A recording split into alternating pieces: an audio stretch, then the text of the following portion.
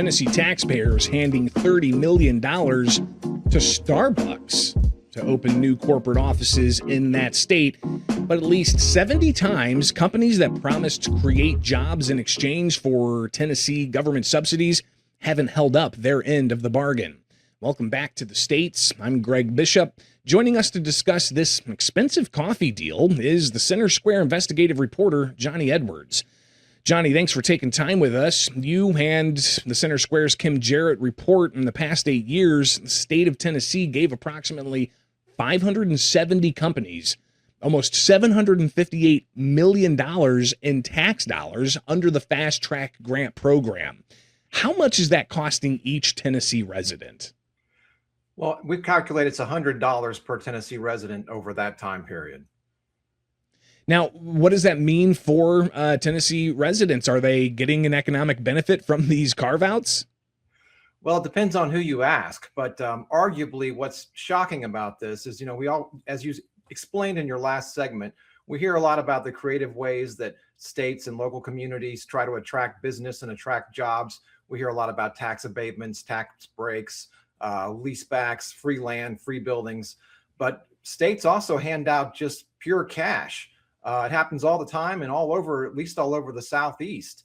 And one of the experts we spoke to, a researcher with Good Jobs First, talked about how competition is part of the problem here because there's this frenzy to attract jobs and attract industry. And now companies are just coming to expect it, whether they really need it or not. Now, let's talk a little bit specifically about Tennessee, and I've seen this pop up in other states as well, different types of tax incentive programs that are based on, employment goals. They have to reach X number of employees, and they have to retain those employees over a certain number of years, and then they get some kind of tax advantage. Talk about Tennessee's program here. What exactly does this program spell out, and how is there going to be accountability? Well, the FastTrack program's been around at least since 2012. I think it existed in a different iteration before that. But yeah, we found that there are these accountability agreements. That's by law. It was written into the law in 2013 that each company that receives one of these humongous grants of taxpayer money has to agree that they will create such and such many jobs. And some of the agreements, I think, might say what the pay will be. Not much beyond that we know of. But they have to, if they don't create that many jobs, the accountability agreement, which we might colloquially call a clawback agreement, says that they have to pay back a certain amount of that money based upon how many jobs they fell short. I think if they fall below 90% of the jobs they promised, they have to pay back a proportionate amount of the money they received. And if it's below 50% of the promised jobs, they have to pay back 100% of what they received. As a matter of fact, my co-writer Kim Jarrett right now is working on a story about Tennessee trying to claw back money from a electric car battery plant in Tennessee that received $3 million and fell way short of its jobs goal. And it's something that happens quite often when you hear about these types of programs in other states as well, that clawback provision seeming to try to recapture those tax dollars that could be used elsewhere throughout the government's operations. But let's talk a little bit more about Tennessee and the FastTrack program. You guys found 570 companies, $758 million in tax dollars, $100 per Tennessee resident. But in that between 2016 and 2024, you've got $22.5 million that was sought from 14 different companies. 10 fought in court, with 7 going bankrupt, and about close to $8 million that was uncollected, and 14 million that they actually did collect. Does this sound like it's successful in the accountability side of things? It sounds like it's very, very risky, which is what business is, risky.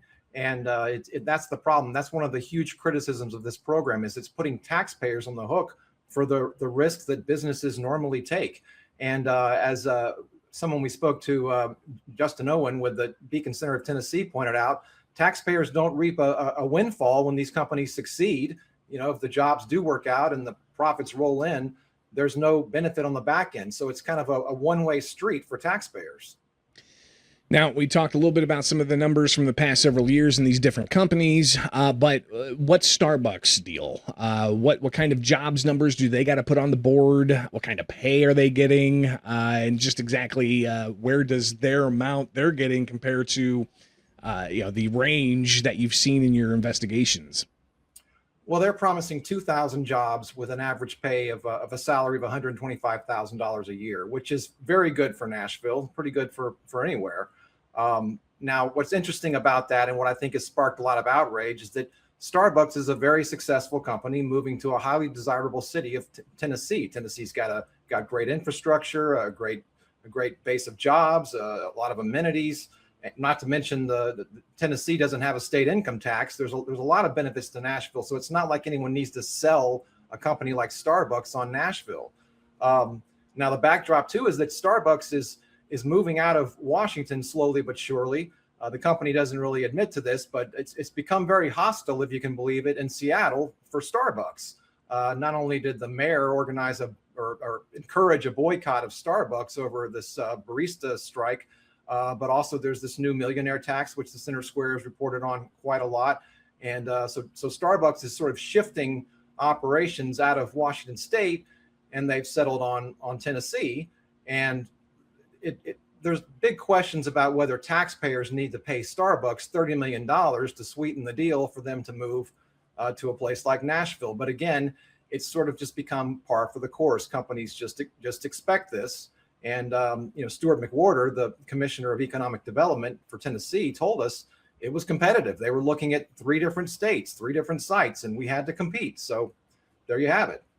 I'm curious if Maxwell House or Folgers got a similar type of proposal, or if they're seeking similar types of deals, and what they could possibly get.